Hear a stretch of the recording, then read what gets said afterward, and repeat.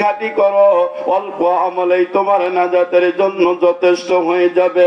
আমার আল্লাহ রাব্বুল আলামিন কোরআনে কারীমের মধ্যে ফরমান, ইন্নাল্লাযীনা আমানু ওয়া আমিলুস সালিহাতি কানাত লাহুম জান্নাতুল ফিরদাউসি নুজুলা।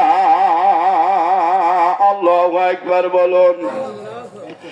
নিশ্চয় যারা ঈমান এনেছে, ঈমান আনার পরে আমল সালেহ করেছে, উত্তম আমল করেছে, আমার আল্লাহ রাব্বুল আলামিন তার জন্য জান্নাতুল ফিরদাউস রিজার্ভ করে রেখে দিয়েছে। জোরে বলুন সুবহানাল্লাহ।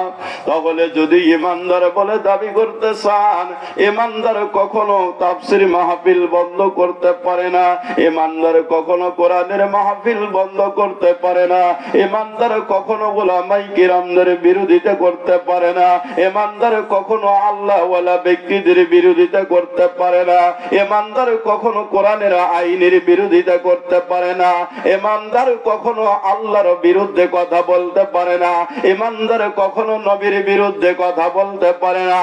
আজ যদি আমরা বাংলার জমিনের মুসলমান, আমরা বাংলার জমিনের মুসলমান যদি সত্যকারী আমরা ঈমানদার হইতাম, এই বাংলার জমিনে ইমামে আজম আবু হানিফা রাহমাতুল্লাহি আলাইহির বিরুদ্ধে কথা বলার দুঃসাহস কেউ পাইতো না। এই বাংলার জমিনে আল্লাহর নবীর বিরুদ্ধে কথা বলার মতন দুঃসাহস কেউ পাইতো না। এই